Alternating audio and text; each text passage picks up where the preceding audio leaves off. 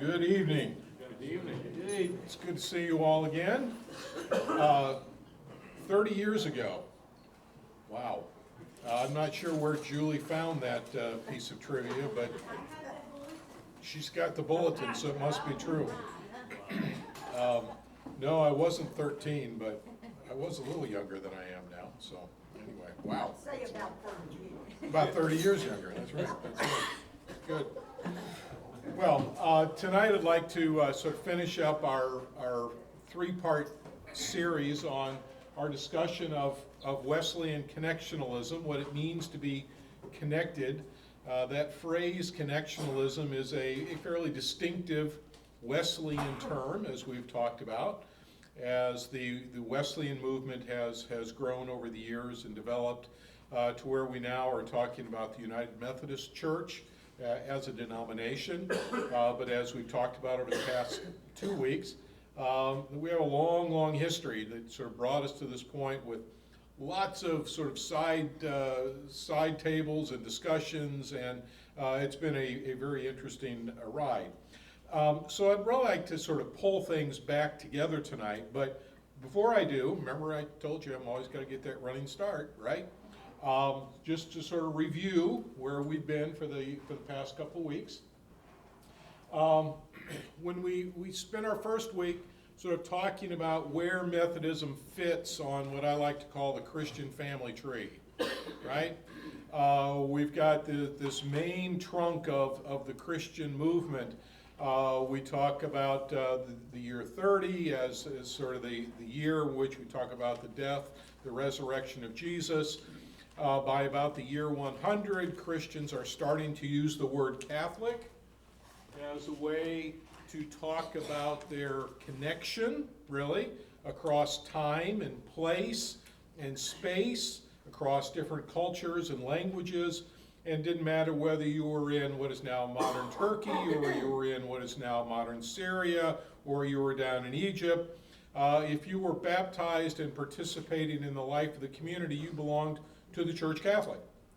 And that was a way to affirm that our union transcends language, transcends space and place and ethnicity. And that's a very important concept for early Christianity. We talked about by the time we get to the middle of the 16th century, if you can remember your Western civilization courses, we get to the Protestant Reformation.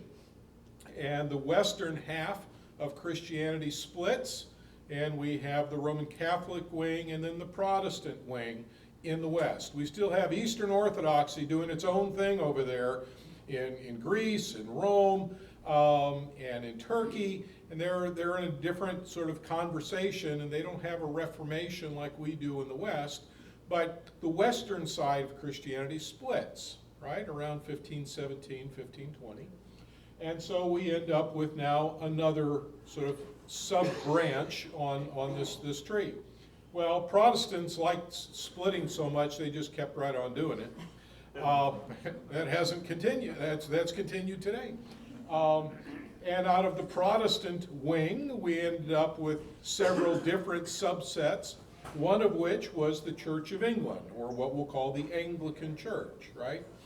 And so in the early 16th century, 1534, the birth of the Church of England, when King Henry VIII led the Church of England out on its own and established its own church. It still looked very Roman, except without the Pope. It was a very Catholic church in terms of its theology and its practice and its structure, at least for a time. Although very quickly, Protestant influences from the continent began to change the shape, the nature, the theology of the Church of England in a more Protestant direction. But that's a whole other conversation. But then out of that, we get to the 18th century, the early 1700s, and we have a new movement within the Church of England, which we come to call Methodism, or the Wesleyan movement. And again, what I want to continue to repeat to you is we need to continue to realize that our history, our closest neighbors, theologically, historically, are at Christ Episcopal Church, just down the street here. That's where we find our roots as Methodists. because Methodism begins as an attempt at reform within the Church of England. John and Charles Wesley understood themselves as good Anglican priests until their dying day. And John was very upset that eventually you had the formation of what would become a separate dissenting Methodist church, first in England and then eventually in the new United States. That was not something he wanted. And we still see very much the echoes of that early history within Methodism all the way to the present day. And one place we see that is in our use of the word Episcopal. We have a bishop. We have bishops. And this goes back to our Anglican heritage, to our Catholic heritage, in which we have bishops who are overseers of the church in its sort of formal, structural kind of way. Okay? Two things I want to emphasize for us. I'm going to stop and we'll sort of restart again. But we talked about this at the end last week. When we talk about the Wesleyan movement, we have to talk about, again, remember I said any given Sunday, Methodists are schizophrenic. They get to church, they can't make up their mind whether they're Episcopalians or Baptists. Because we really are both in a lot of ways, particularly in the United States, because we have these two sides to our identity. We have this Episcopal side, this structural kind of side, which emphasizes the church as the place where you hear the word preached and you receive the sacraments, right? John Wesley doesn't spend a lot of time talking about the sacrament of baptism because from his perspective, he didn't need to. His congregants had all been baptized in the or what we would think of as the Episcopal Church, the Church of England, right? What he wanted to emphasize was, okay, now that you're baptized, now what does that mean? How do we grow on to perfection? How do we become mature Christians? How do we grow mature churches? How do you come to know that Jesus Christ died for you and you personally? How do you know that? And then what difference does that make for how you live your life? Right? So the two sides to the Wesleyan sort of emphasis, we have a very strong sense of church structure, institution, but we also have this evangelical side. The word evangelical goes back to the Protestant Reformation, to Luther, about being the evangel, telling the good news, and it has tended to emphasize the experiential side of the faith and the missional side of the faith, of going out and sharing and being the hands and the feet of Christ in the community. That's central to who we are. For John Wesley, what he wanted, remember we used that image from that quotation last week? John wanted us to get past the rope of sand. Remember that? It was a wonderful image. He's writing this letter. He says, most parishioners in their churches are connected by a rope of sand, which of course is no real rope at all, right? And he says, what we need to do is replace that rope of sand with something more substantial that binds us together to one another and to the church, right? And so for Wesley, it was bringing these two sides of the Christian faith together. And it's really what has carried forward, particularly when we get into the new context of the new United States. And the frontier opened all kinds of new possibilities. And Methodists become very adept at using camp meetings and revival meetings on the frontier as a way to bring the message to the masses. And then, hopefully, bring those folks back into the church, into Methodist societies. And multiple societies eventually make a conference, and then so forth. And we're going to talk some more about that in a minute. Okay? But that sort of really, I think, for me, kind of distills where we've been over the last couple weeks, thinking about our history, about our heritage, who we are and how we got here, as we think about the structure and the structural issues that we're all dealing with. Okay? questions that might linger, either from what I just said or from the past couple of weeks that you wanted to ask and didn't get to before we move ahead? I was hoping Larry Scott was gonna still be in here. He mentioned something to me at the end last week that I don't know if I knew or had just forgotten, but when the 1939, remember we talked about the 1939 merger of the Methodist Episcopal Church and the Methodist Episcopal Church South. We had split in 1844 over the issue of slavery, come back together in 1939 and form the new Methodist Church. The conversation that brought the new Kentucky Conference together, that brought these two bodies together, happened in this building. This church was central to those conversations that brought that denomination and that entity back together. And he also told me that in the 1844 meeting that led to the dissolution, that also took place in our church, although it was at a different location at that time. So this congregation has played a central role in the history of Methodism in this, certainly in this state, in this region, in this conference, but I would argue we played an important role in the history of the denomination. This congregation, that's something that I take some pride in. So I think that's pretty cool. And thanks to Larry for remembering that. So, good. Other comments or questions that you have, want to ask? Yeah, Marv? Jean Calvin, or John Calvin. Yes. He was Swiss, of course, he spoke French, I don't think probably even spoke English.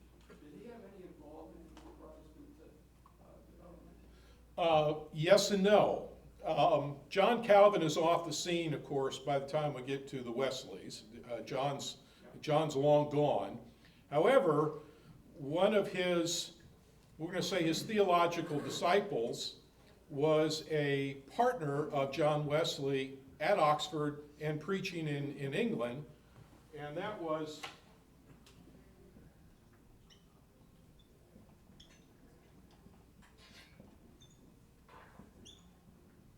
George Whitefield. George Whitefield was the singly most recognized person in the entire English colonies around the year 1750. From north to south, folks knew who George Whitefield was because George Whitefield went on a preaching tour across the colonies. I've seen the numbers, I have forgotten them now, about how many revivals he held and how many sermons he preached, just remarkable. And he was a colleague of John Wesley's. Just a side note. So George Whitefield is central to sort of the American story of the First Great Awakening, which is a phrase maybe you've heard. And George Whitefield preached to thousands, but at one time it was thought to be the largest assembly of people in North America at one time, and it would have been about 1748, let's say. He spoke in Philadelphia to about 20,000 people at one time. Now think about that for just a minute. 20,000 people before there were PA systems, right? In the year 1800, the largest city in Kentucky was Lexington, and it had 2,000 people. I mean, so think about time and perspective and so forth. But George Whitefield preaches, and one of the folks that heard him speak was none other than Benjamin Franklin. And let me just tell you this, Benjamin Franklin was no good churchman. He was a lot of things, but a good practicing churchman, Ben Franklin definitely was not. But he went to hear George Whitefield, and he'd heard about him, and he was so impressed by Whitefield. He said, you know, and as only he could write about it, he said, you know, I knew he was going to ask for us to give an offering. And I was determined I was not going to give a thing But before I knew it, I'd reached in my coat pocket and put in 2 farthings. But my favorite was, he said, George Whitefield just had this ability to speak and just wowed the audience. And again, folks, 20,000, no PA people could hear him. And he said, George Whitefield, that man could make people weep just by the way he pronounced the word Babylonia. It's just great. You know, I love that image, right? Well, takes us back to George Whitefield. George Whitefield, theologically, was a Calvinist.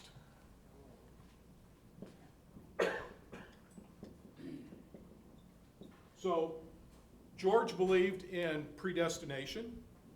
He believed in a limited atonement only for the elect. You can sort of go through what we refer to as the 5 points of Calvinism. George Whitefield was a Calvinist, but he was also a colleague of Wesley. And eventually, Wesley and Whitefield part ways. Whitefield goes on to found the Calvinist Methodist Church in England. And Wesley, of course, goes on to found what becomes known as Methodism. It's really interesting because the two of them eventually got to the point where they realized they could not agree about this central theological position. Is grace free to all, or is it only for some? Did Christ die for all, or only for the elect? And you sort of run through the whole list there. And they agreed that they could not get past this impasse. But they also agreed to part as friends. And they write about this, that they agreed to disagree even about something as fundamentally important as this. And they recognized in each other that they continued to be brothers in Christ. And they would continue to support one another as they could. They just couldn't work together. But that was okay. Yeah, Craig. And with that, I think this is fair to say that John Calvin really emphasized education for children. Yes. It's one of the reasons that he noticed social dynamics that he was addressing.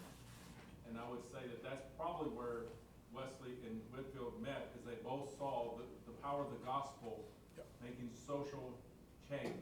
Yes. In terms of addictions, education, Yep. poverty, slavery. Yep. There's where they shared faith together. Theologically, they differed, Yep. but practically speaking, Yep. they were lockstep together. And you know, the writings about that from Wesley's perspective are some of the most inspiring to me still today as we continue to see the church struggle over important issues of theology and practice. And yet, they were able to go forward in a harmonious spirit, or as Wesley would call it, a Catholic spirit, which I just find very inspiring and helpful. Okay? The other group that, since we're here, that Wesley eventually split from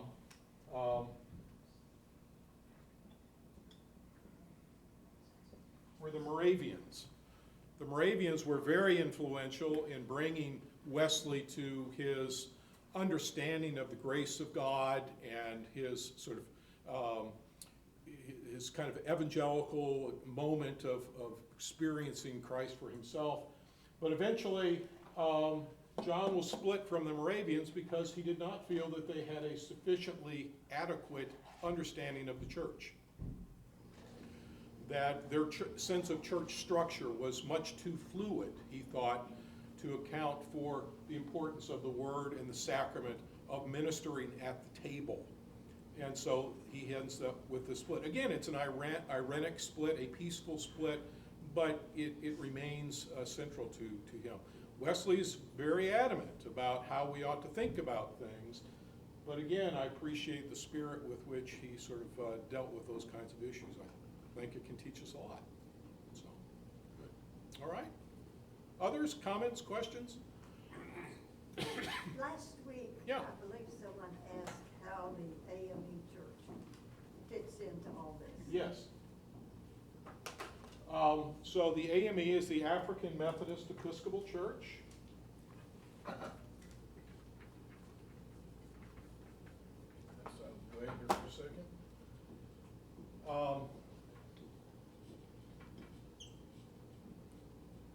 the African Methodist Episcopal Church is founded in 1816. 1816. For African Methodists, right? African American Methodists, those primarily who were slaves or former slaves, freed slaves. And it was centered primarily from about, Dover, Delaware, up through New York, headquartered in Pennsylvania. And this was an important foundation. Up until that point, those folks had worshiped within the Methodist Episcopal Church. And the church had established several African Methodist Episcopal kind of missions, but in 1816, those churches thought it best for them to separate and form their own, what we would call today, denomination, right? That was in 1816. Does that help? I was just repeating what someone else. Oh, yeah, okay. And I can't remember the year, however. The AME itself will have a split later on in the 19th century, and you'll end up with the AME Zion, which is another denomination that split off from the AME, right? Well, you said Delaware on up. Yes. But Because we it was, had those here. well, Now we starting have- there, starting there, and then they spread, yeah. They certainly grew, particularly in the aftermath of the Civil War. They began to spread out westward, including Kentucky. Yeah. Good. Others? Well, Go ahead. you wouldn't have wanted me as a student. Oh, sure. Sure. And maybe you'll get to this Okay. tonight. Yeah. But you mentioned last week, the Catholic Church, the Baptist Church, the Methodist Church. Mm-hmm. But in the beginning, the Methodist Church was more than the Baptist. What happened? Well, again, the Wesleyan Church, what we think of as Methodism, starts within the Church of England, right? Starts within the Church of England. When it gets to the United States and is formed in 1784, the Methodist Episcopal Church in 1784, on the other side of the American Revolution, and then we begin to grow and to change. As we moved westward with the country, the Methodist Church found that they could be very effective in spreading the gospel through camp meetings and revivals on the frontier. But those camp meeting and revivals often included not just Methodists, but Baptists, what become Cumberland Presbyterians, a whole array of folks would have participated in those meetings. That's why I say Methodism in the 19th century, particularly in this neck of the woods, was heavily influenced by its contact and participation with other groups, congregational groups like the Baptists. So there is that kind of red-hot revivalist style within the history of Methodism, as well as the more formal churchly style. That's just part of who we are. It doesn't occur in the same way in England, because you don't have the same kind of camp meeting experience and so forth in England. Yeah, I come in late. You know. you're fine. So, a black church is not necessarily an AME church, like Taylor's Chapel out here. Taylor's Chapel? Was they United Methodist, or can they? No, Taylor's Chapel, as far as I know, has been an AME church from the beginning. I'm not sure what the year they started, if I'm not mistaken. They've been an AME church, still are. Still are. It has nothing to do with the United Methodist, Other than we share a common parentage, yeah. Now, again, Craig might tell me a little bit more about, I mean, there have been conversations off and on over the last, particularly 10 years, they've gotten more interesting, about reconnecting the United Methodist Church with the AME Church. That could be really interesting. Phil could probably speak as well as I can, but I think the nature of that is, I think the terminology that we often hear is sharing table together. Okay. In other words, I think the effort is not to end one denomination and create another one. It's to understand that we can be in partnership and ministry together, and maybe even share clergy together. Yeah. That's the key. That's Is that a fair way Is to that say fair? that, Phil? Okay. Good. Share camps and everything, that we have in common. I think that would have, could potentially have a remarkable effect Mhm. on the life of our community, or spiritual A lot community. of individual communities are doing that. I know we in Frankfurt, for instance, where I came from, we were already in that relationship with the AME church. Right. I was just reading just today, and I don't have all my details, but in the aftermath of Hurricane in New Orleans, Katrina, thank you.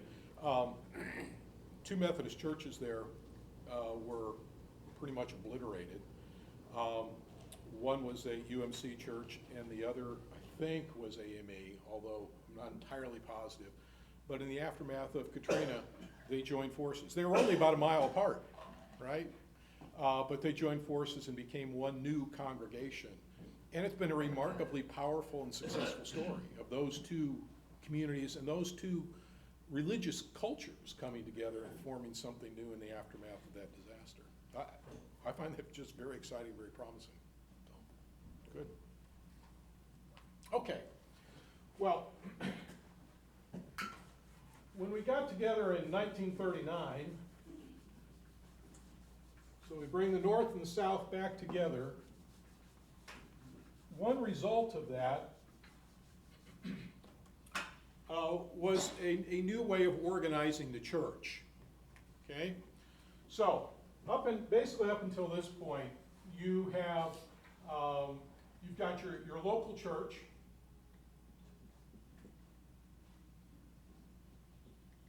Got your local church, right? And we have a charge conference every year. Do we have ours scheduled yet? Fall? We will do our church business October 26th, I think, and our church conference, cluster church conference will be in Rockville November the 12th. Okay. So every year, this particular congregation of the United Methodist Church will have a charge conference, right? And this is we do this every year to sort of reaffirm our commitment to one another and to the church as a whole. So you have a local church. This local church belongs then to a larger group, and we refer to these days as districts. But the districts then come to form the annual conference.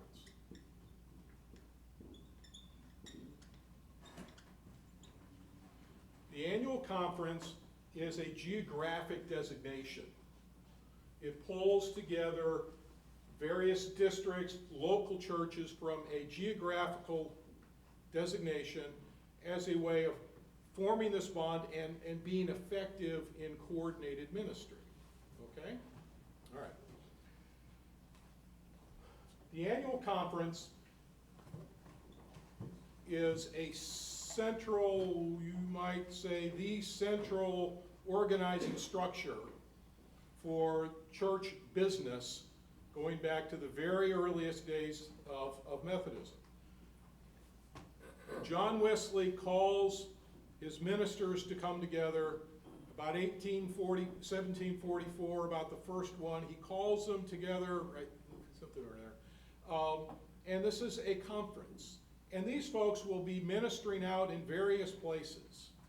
You've got the local church, societies as they were called, but they were brought together annually, at least once a year. He wanted it more than that. At least once a year for this annual conference. And a word I'm just going to throw up here for a moment, just sort of keep that. Another way of talking about conference is conversation, right? It's another word that's used. Eventually, as the church grows, we get bigger. We've got annual conferences scattered all over, let's stick with the United States now, all over the continent, right? Not only that, we've got Methodists across the pond. We've got them in Africa. We've got them in Asia. We've got them all over the place. Is there a distinct one in Canada? I don't think so. We also have Church of Canada, I think. Is it, are they, But I don't think they're organized the same way we are. they're not organized the same way we are. No. So, They identify with the European church.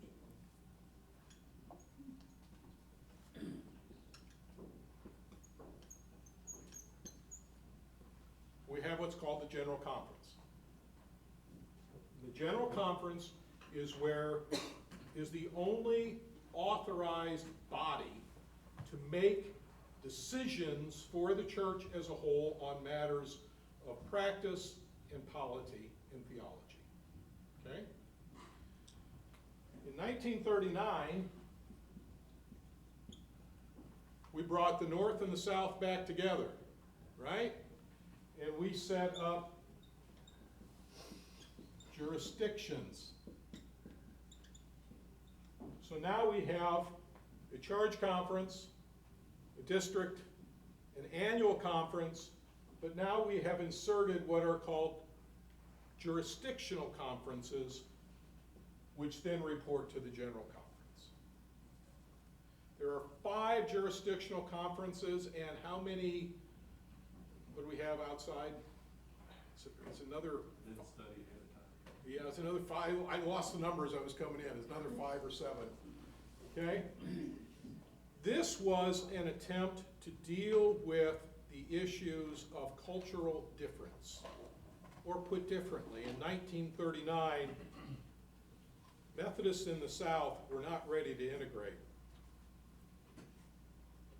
This allowed them to maintain segregation in the South, in the new Methodist church.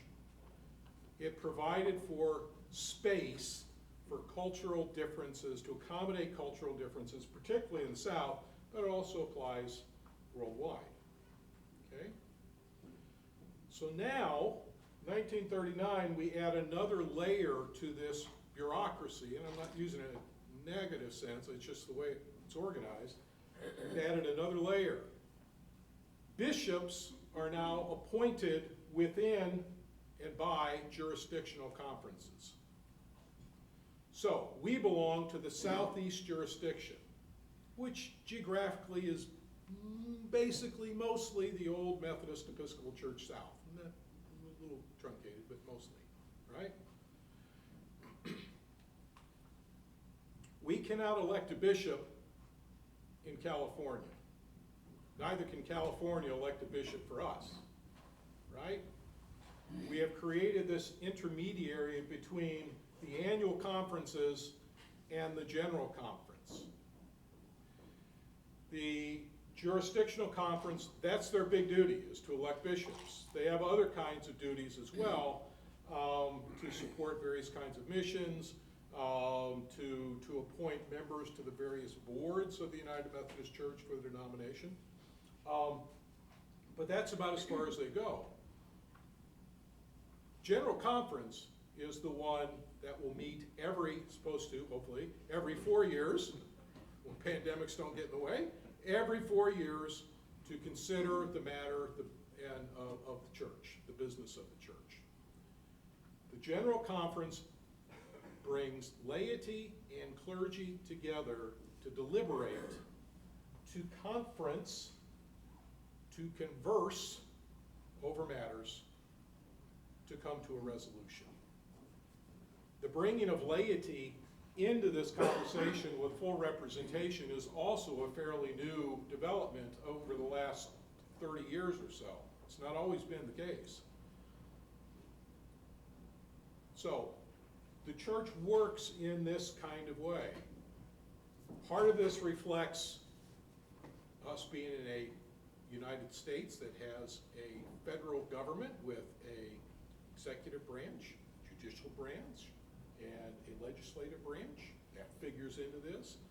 In the 1920s, we have the emergence of major corporations, and we see how they work. Oh, we're going to adopt some of those practices, and you begin to see corporate mentality come into the church as a way to organize and structure as well. The church has always reflected the cultures in which it finds itself. And so this is our structure. So when we are looking ahead now to the next General Conference, this General Conference is the only body that is authorized by the Book of Discipline to make any kind of changes in terms of practice and theology and church structure. Okay? That's why the General Conference is so important. And it brings together Methodists from all over the country as well as the world to deliberate. Okay. Yes, sir. They meet every 4 years? Supposed to meet every 4 years. Give them a time on those others. Jurisdictional conference, that meets annually, correct? 4 years. It's also 4 years? Okay, meets every 4 years. Annual conference is every year. Annual. Annually, yes. Districts, local church, we have a church conference every year. Yeah, one, yeah. Unless there's a need. You can have a called conference, but in terms of what's supposed to be regularly scheduled every year. Could you have a called general conference? Technically, you can, yes, We have one. yes, you can. Yeah. Yeah. Yes, Jurisdictional conference, you said that they gather together and choose leadership, or right. who does the choose, and is it everyone by vote, or does a conference appoint a group of people to actually do the selecting? Yes. How is that done? You two may be able to answer this better than I can, but annual conferences will put together a legislative delegation. Is the delegation that goes to jurisdictional the same as goes to general? Yes, except at jurisdictional, there are there are more members Okay. of that delegation. Okay, Like in Kentucky, we have, I think, 8, I'll say 8 delegates to general conference, and we'll have 12 or 16 to jurisdictional. okay, And the delegates are appointed or And they are selected elected by like the annual conference. by the group of people? At annual The conference. entire- annual conference, yeah. And then usually each annual conference usually will name a nominee to be bishop. And then you may have, you'd be nominated for bishop. Yeah. And then there's an election. Now, I'm pretty sure that John Wesley probably wouldn't be thrilled with this arrangement, because John Wesley didn't really care for democracy all that much. He just wanted to make the appointments himself, and of course, it was small enough at the time he could do so. Larry might want to add to yeah, that, that yes. decisions made at general conference go back to jurisdictional to be sure that the choices they make are makeable, in other words. They check the legality in terms of polity. Yep. To be sure that it's legal, you might say. Right, right. So, Checks and balances.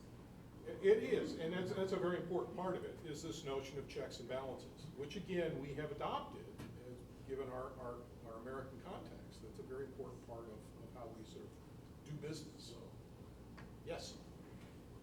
I haven't heard it mentioned, but at one, I can't remember the date, but the central jurisdiction, which is made up of what, CME, Colored Methodist Episcopal, Yes, joined with us.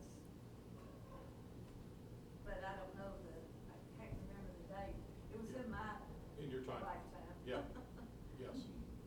I'd forgotten about that one. Yes. Yeah, it was that's in right. my- Yeah. Yeah. The central conferences still exist, but there's a lot of talk actually about in 2024, there's some legislation trying to abolish the central conferences and bring us all in together. Okay, Whether that'll pass, we don't know yet. right. So, leading up to the 2024 General Conference, there will be various, we're going to call them ballot items, that will be submitted and will eventually be brought to the floor to be voted upon by the General Conference. And the conference can vote it up or down. Now notice, I didn't say the bishops get to do this. Bishops don't vote. Remember that we have this checks and balances. If we were talking about the Episcopal Church, specifically talking about the Roman Catholic Church, they ain't doing business this way, right? Those bishops are making decisions for the churches. They have a different understanding of their role and place in the church. The Methodist Church continues to be collaborative and deliberative in the sense of bringing everyone together into conversation. And it's understood to be something that is a process. And Ideally, you want to come to consensus. You all know how that goes. You've all been in various kinds of meetings to know how difficult consensus is, but that's the goal, right?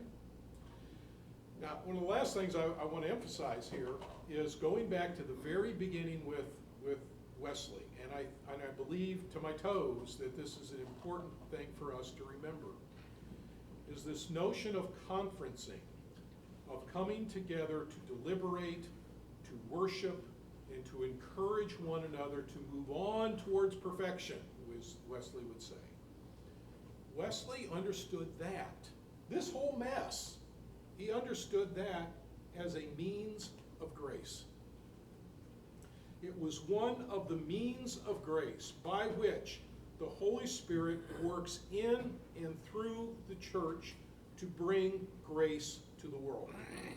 As messy as all this is, remember I said last time and maybe the week before, why God chose to use human beings in a church as the way to distribute his kingdom, I will never understand, because we're just a mess. But that is the way. And for Methodists, this is how we go about doing that, for better and for worse. But this conversation, this holy conversation, he said, is a means of grace. It's not just a bureaucratic exercise that we go through. It's not just showing up to cast a ballot. This is the place and the means by which we invite the Holy Spirit to work in and through us to do the work that needs to be done. That's a holy exercise. And to curtail that conversation, to not engage, to walk away from conversation,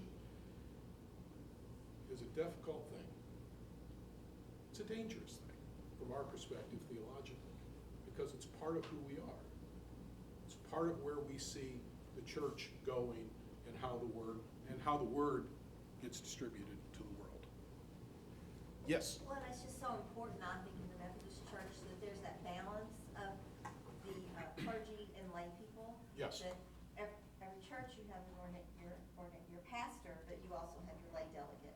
And the same thing is true at jurisdictional conference. There's so many clergy persons and an equal number of lay delegates, and the Yep. same, so there's always, it's not just the people that have Right. been to seminary making our decisions. That's right. It's our church. Well, and again, I think that itself is an example, I would think, of demonstrating the way in which the church has grown and changed from its very beginnings with Wesley. Again, it's a very different kind of time and place. But the Spirit, I would argue, has sort of led the church to be more inclusive of laity and clergy. It's not just about the preachers. No offense, gentlemen, but it's about all of us. And where the rubber meets the road is right here. Amen. This is where the rubber meets the road. This is where we exercise Christian community. This is where we exercise Christian love. We work with one another through our problems to be Christ to the world. It's right here. Now, all this stuff is important. It affects us in some way. But y'all are my family, right? This is how this works. We are bound together in Christian community, in Christian conference, because God works to bring his grace to me through you and through us to others. Yeah. I want to, two things real quick. One is the way you drew that, local churches at the top, and that's exactly the way our Book of Discipline describes the way things should be running. Right. That changed in 1996 at Denver. I was a delegate to the General Conference that year, and I'm proud to say that that's one of the things that conference changed, because that diagram was Flip the other way? Yeah, the General Conference was at the top, and Right. there was this heavy top-down ruling. And people realized, the laity finally stood and said, stop, this is Yep. not working. Yep. We're where the church is. And they flip-flopped it and Yep. allowed now local churches to, organized in different ways and that kind of thing, that best meets their mission needs. Right. And that's so vital. The second thing that I wanted to mention was, everybody here needs to understand that you have a voice at the general conference. And you do that, if there's something that's not suiting you, that's in our book of discipline, our law book, if you will, you can petition the general conference to change that. There's a form that you can fill out, and and it will be looked at by the general conference. Our delegation goes, and they have a stack of stuff that they split up to deal with. It's about that thick, it's huge. But every petition that you or I or anybody across the world wants to make, they can make that petition to change the language of something or whatever. And that's what takes place. General conference meets for 2 weeks. You talk about working It's a lot of like work. dogs. Those folks It's a are lot of work. hard at. So you're saying the local church petitions from that can jump over all the other Right, and to land the in general conference. Directly. Like your Sunday school class could send in a petition, or you individually could, or a women's group, or men, whatever. But you can petition the general conference about any of that, and they will read it, they will deal with it, and then vote on it eventually, yeah. It's pretty amazing process. It's an amazing process. It's cumbersome. Yeah. Democracy is not efficient, that's for sure. It's cumbersome. But as you said, in your point one about the local church, we have different ways of doing our work and doing our mission, right? Where we are, where we're located. We have unity, not necessarily uniformity. And that goes back to the very beginning, right? Goes back to the very beginning. Good. Yeah. How many annual conferences are outside of the United States? Right. A lot. You were, yeah. I'll get you a number, but I don't have it. I don't. More than are inside the United States?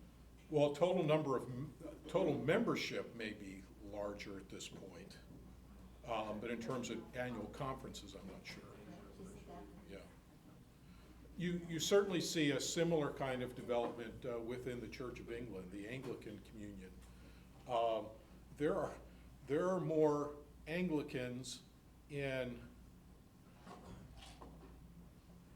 Kenya than there are in England and South Africa combined, or something like that. I mean, the numbers are really strange. So when the Church of England worldwide gets together, their Lambeth Conference, which they'll have on a fairly regular basis, the African delegation is incredibly powerful with regard to the effect of its voice in the life of the church.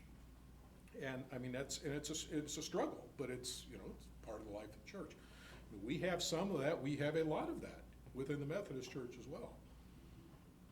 So if anybody tells you they know exactly what's going to happen at the next general conference, they're selling you a bill of goods, because no one knows exactly what's going to happen at the next general conference. They're trying to sell you something, because we don't know.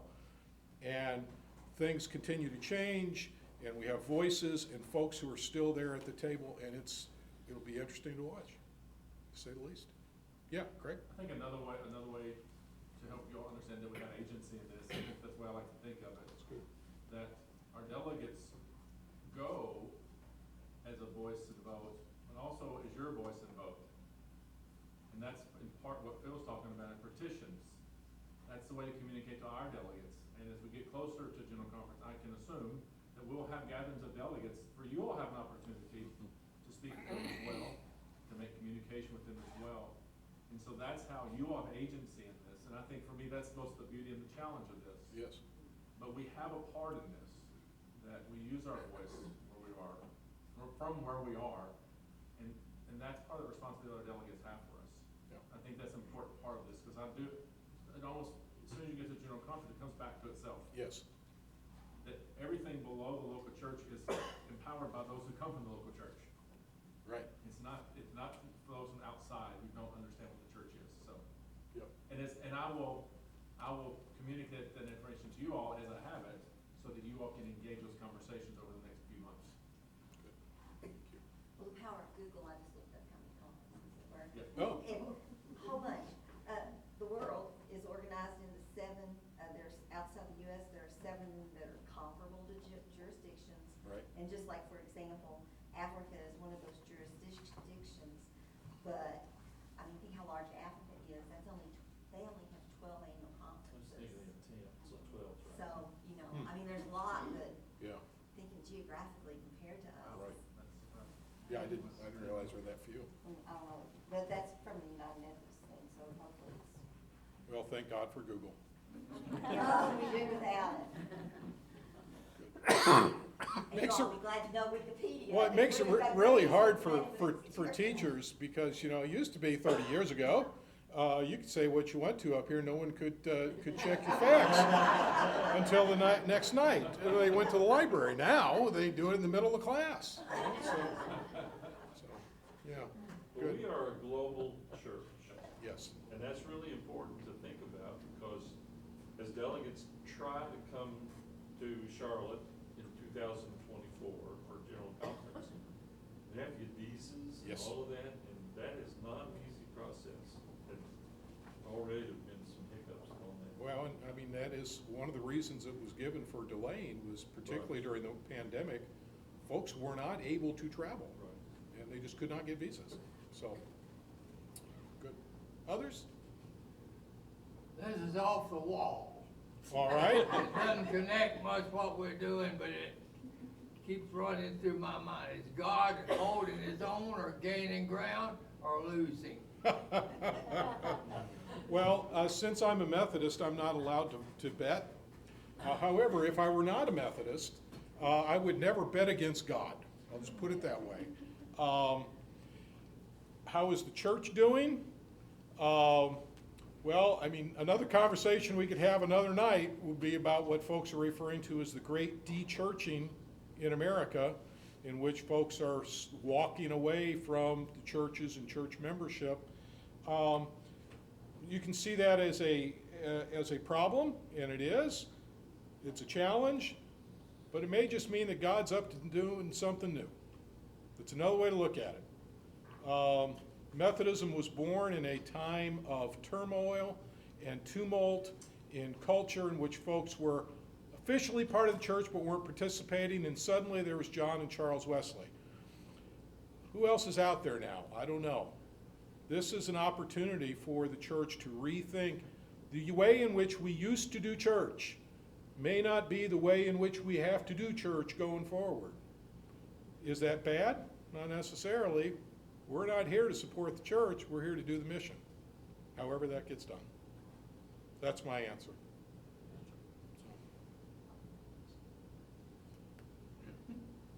Pastor, anything? Okay. Thank you, Larry. Thank you all.